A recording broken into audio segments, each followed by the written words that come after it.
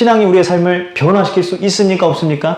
우리의 삶이 분명히 달라짐을 성경은 누누이 이야기하고 있습니다. 열매 변화가 없다면 우리는 신앙생활 할 이유도 없고요.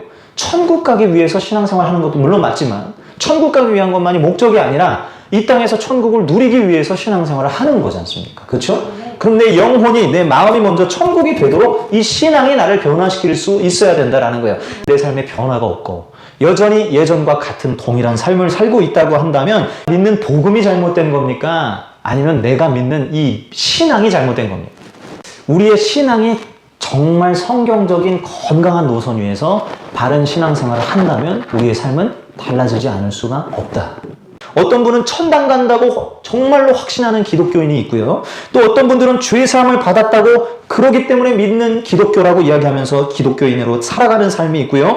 기도 응답을 하나님 앞에 받아서 뭔가 체험을 하여 믿는 기독교인도 있습니다. 어려울 때 나를 도와주신 하나님을 체험하고 믿는 기독교인도 분명히 있고요. 또 방언받고 귀신이 내쫓김을 당하는 것을 보거나 혹시 스스로가 체험하여서 그렇게 하나님을 믿고 살고 있다라고 하는 기독교인도 있어요. 심지어 또한 예수를 믿으면 내 삶이 잘 되고 우리의 가정이 잘 되고 이 세상의 사회가 잘 되어진다. 그래서 예수를 믿으면 복을 받는다고 하는 생각을 가지고 그렇게 믿는 기독교인도 우리 주변에 버젓이 있습니다. 누가 참 기독교인인가? 자, 어떤 삶의 모습이 나타나는 자가 참 그리스도인인가?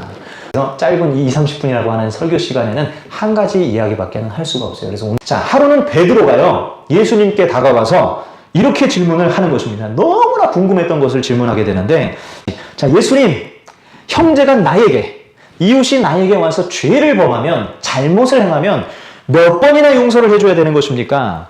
한 7번 정도면 충분하지 않겠습니까? 라고 베드로가 묻는 것입니다.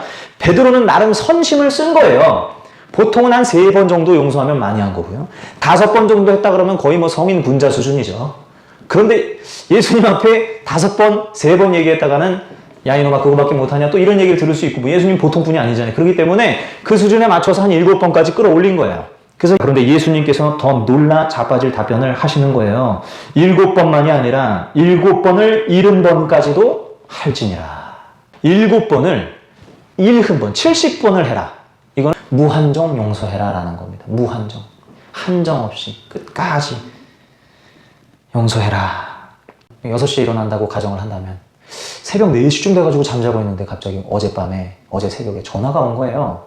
삐리삐리삐리삐리 전화가 올려가지고 집사님 받으셨어요. 여보세요? 누가 깨운 거예요. 누가 이 새벽에 전화를 하나? 하고 전화했는데 거기 김미정 씨 핸드폰 아니에요?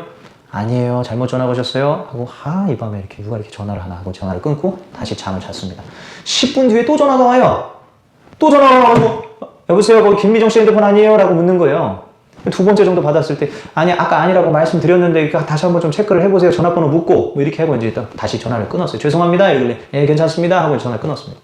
10분 뒤에 또 전화가 옵니다. 3번째 전화가 왔어요. 집사님 어떻게 하시겠어요? 이제 그때는 이제 화가 이만큼 나서 아니 2번 정도 얘기했으면 됐지 왜 또 전화하냐고 4번째도 똑같이 전화합니다. 미안하다고 죄송하다고 해놓고 또 전화해요. 5번째도 전화합니다. 어떻게 되겠습니까? 그 사람을 용서하기라는 쉽지가 않아요. 그리고 됐을 때 이미 차단 들어가요. 차단. 절대 전화 못 오게. 핸드폰 꺼버리거나 그 사람이랑 상종을 안 하고 이렇게 가는데 하루에 동일한 죄악으로 7번 나한테 실수를 하고 7번 미안하다고 하면요. 여러분 그거 용서해 주는 게 정말 어려워요.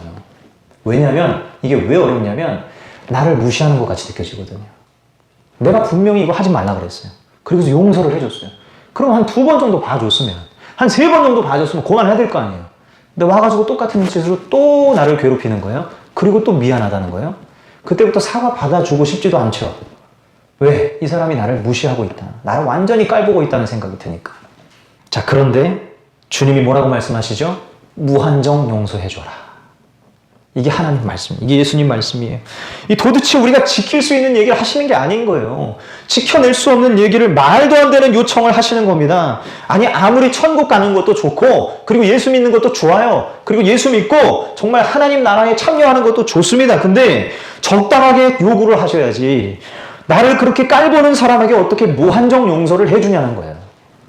자, 그러면서 주님께서 드시는 비유가 바로 다음에 등장을 하는 겁니다. 이런 비유예요. 어떤 나라에 왕이 있는데 빚을 정산하는 그날에 어떤 큰 어마어마한 양의 빚을 진 사람이 등장을 합니다. 자, 근데 아무리 봐도 갚을 게 있어요, 없어요? 없는 거예요. 갚을 게 없어서 왕이 고민을 하다가 그러면 너 몸 팔아라. 그리고 너 처자식 팔아라. 가족들 다 팔아가지고 그래가지고 갚아라. 너 아무리 봐도 지금 갚을 능력이 없으니까 내가 더 봐줄 수도 없겠다. 제발 그것만은 참아주십시오. 제가 반드시 갚겠습니다. 라고 하면서 애걸복걸하면서 거의 임금님 바지가랑이 붙잡지는 않았겠지만 거의 그 정도의 심정으로 임금님 제발 봐주십시오 하면서 사정을 하는 거예요. 임금님 눈에 어떻게 보이겠습니까? 이 사람이 갚을 능력이 없어요. 없는데도 저렇게 얘기를 하는 거 보니 너무나 딱한 마음이 드는 거예요. 탕감을 다 해준 거예요. 전액 전부 탕감해줬어요. 빚이 사라졌어요. 그리고 집에 돌아가고 자유의 몸으로 돌아갔습니다. 룰루랄라 얼마나 신이 났겠어요. 그 어마어마한 금액을 탕감을 받았으니 룰루랄라 돈 벌었다 이러면서 막 기쁨으로 이렇게 가는데 갑자기 어떤 얼마 전에 내 돈 50만 원 꺼간 놈이 앞에 지나가고 있는 거야. 일로 와. 너 어제 50만 원 꺼간 거 오늘 갚겠다고 했잖아. 있어 없어? 빨리 내놔. 근데 없다는 거예요. 이놈의 자식이 하면서 이제 멱살을 잡고 막 빨리 안 줄 거야? 언제까지 줄 거야? 너 뭐 이러면서 막 위협을 하니까 그 사람이 아이고 제발 봐주세요. 제가 갚겠습니다. 라고 하는데도 다 필요 없어. 너 몇 번이고 나한테 이렇게 얘기했지만 안 갚잖아. 너 갚을 능력도 없는 너 안 됐다. 콩밥 먹으라 해가지고 바로 그냥 멱살 잡고 저기 이제 감옥으로 끌고 가서 감옥에 집어넣었습니다. 그러자 주인이 그 종을 불러다 놓고 말하였다. 이 악한 종아, 네가 애원하기에 나는 너에게 그 빚을 다 없애주었다. 내가 너를 불쌍히 여긴 것처럼 너도 내 동료를 불쌍히 여겼어야 할 것이 아니냐. 그리고는 왕이 노하여서요. 그가 빚진 모든 것을 다 갚을 때까지 어떻게 합니까? 옥에 가두어서 그 모든 죄값을 치러라. 다시 말하면 탕감받은 거 다 취소. 너가 몸으로 때워. 이렇게 된 거예요. 이 사람이 빚진 돈의 양이 여기 성경에 10,000달란트라고 되어 있어요. 10,000달란트는요. 다시 상상할 수도 없는 금액입니다. 무한대의 금액이에요. 지금 예수님께서는 무한대라고 하는 금액을 거기다가 말씀하시면서 앞에 지금 베드로가 뭐라고 물었죠? 몇 번을 용서해 줘야 됩니까? 라고 했을 때 예수님 뭐라고 대답하셨어요? 무한대로 용서해 줘야 된다고 그랬잖아요. 무한대와 무한대가 연결이 되고 있는 거예요. 예수님은 무한대로 용서해 줘야 된다. 왜? 무한대의 탕감을 받았기 때문에. 용서받은 경험이 분명히 있음에도 하나님의 사랑을 입은 체험을 했음에도 불구하고 그것을 새까맣게 잊어버리고 그리고 버스를 타고 지하철을 타고 차를 타고 집으로 돌아가고 직장으로 돌아갈 때 여전히 옛 생각과 사고에 물들어서 살아가더라. 여러분 우리의 신앙이 진짜라면 참된 신앙이라면 삶에서 드러나게 되어 있다. 아멘이십니까? 삶에서 드러나게 되어 있다는 거예요. 오늘 이 말씀도 너가 용서함을 받았다면, 탕감을 받았다면 그대로 그 탕감 받은 자로서의 은혜를 흘러보내야 될 거 아니냐.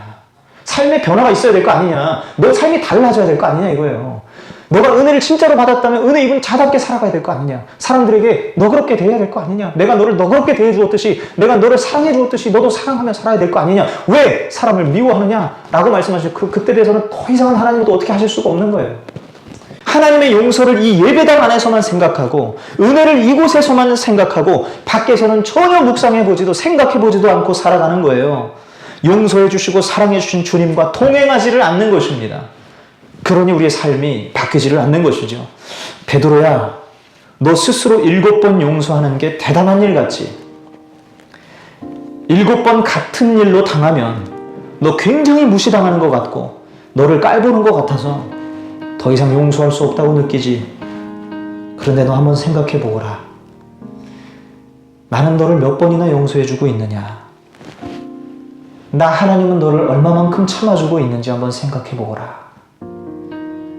너가 나에게 회개를 하고 돌아서서 다시 그 죄악을 저지를 때 그리고 또다시 내 앞에 와서 예배를 드릴 때 나는 너에게 얼마나 모멸감을 느끼는지 한번 생각해 볼 수 있겠니?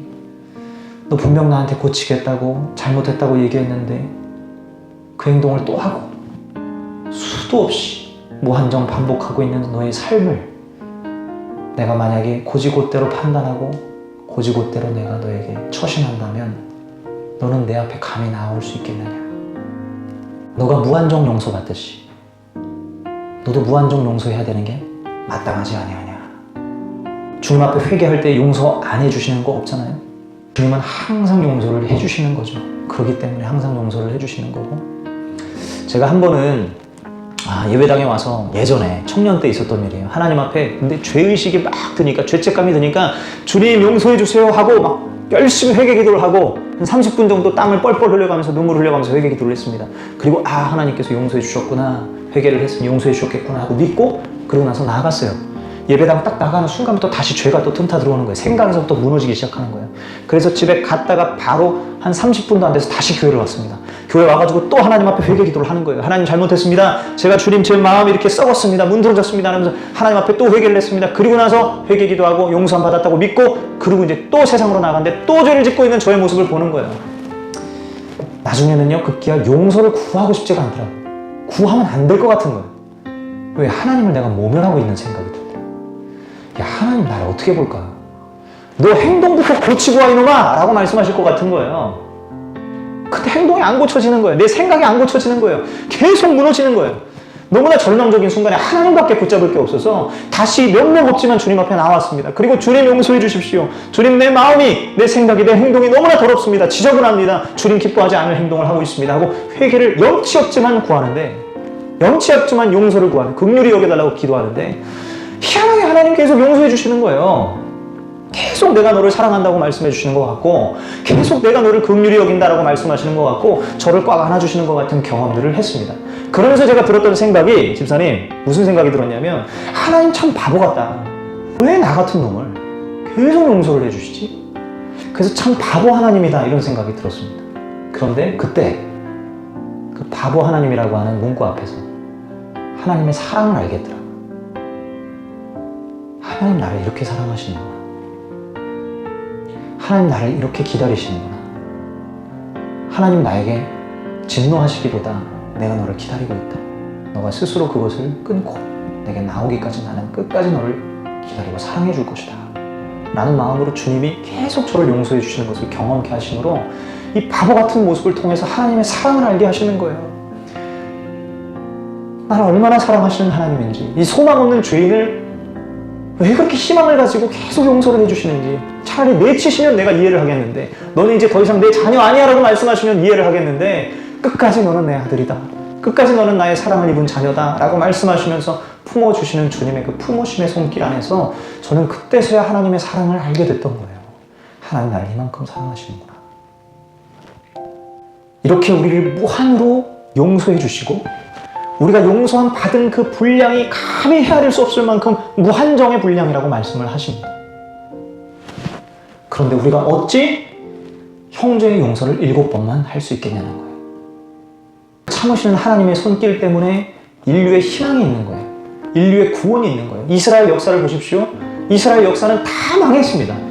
끊임없이 예언자들을 보내주시고, 끊임없이 말씀을 선포해 주시고, 여호와께로 돌아가라라고 끊임없이 복음의 메시지를 전해주시는데도 다 죽였어요. 이스라엘 백성들은 하나님의 호의를 완전히 깡그리 무시했습니다. 그래서 멸망하고, 북이스라엘 멸망하고, 남유다 멸망했잖아요. 암흑기가 400년 동안 진행이 됐습니다. 그리고 나서 하나님께서 하신 조치가 뭐냐면, 이스라엘을 망하게 하시고 죄악으로 관영한 이 세상을 망하게 하실 줄 알았더니 하나님이 하신 선택은 아들을 죽이시는 선택을 하십니다. 인류를 살리기 위해. 참 바보 같은 선택이에요. 차라리 인류는 멸망이 낫습니다. 그런데 인류를 위해 죽으시는 신, 여러분 이게 바로 복음이거든요. 세상을 이처럼 사랑하사 독생자를 보내셨으니 이는 그를 믿는 자마다 멸망하지 않고 영생을 얻게 하려 하십니다. 하나님이 세상을 이처럼 사랑하셨다는 거예요. 이만큼 사랑하셨다는 거예요. 그 사랑의 증거가 그리스도 안에 나타났다는 거예요.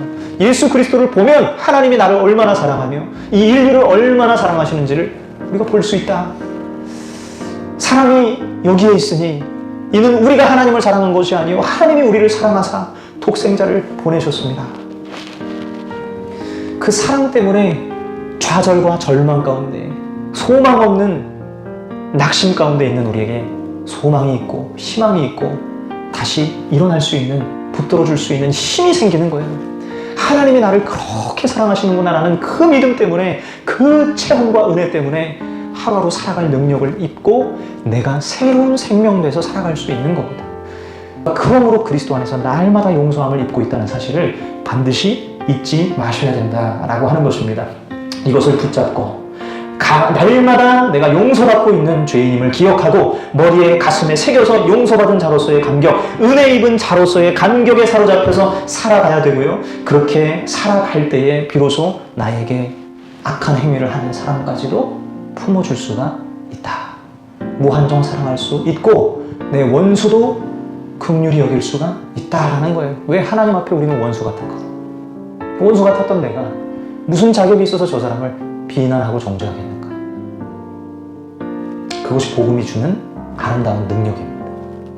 여러분, 이것이 그리스도인의 지표예요. 은혜 입은 자답게 은혜 베풀며 산다라는 거예요. 이 지표를 여러분 잘 기억하시고 내가 오늘도 용서 받은 것에 감격할 수 있어야 되겠고 우리 주변의 그리스도인들 또한 용서 입은 자답게 용서하고 사랑하며 살아가는 것이 바로 그리스도인의 참된 지표다라고 하는 것입니다.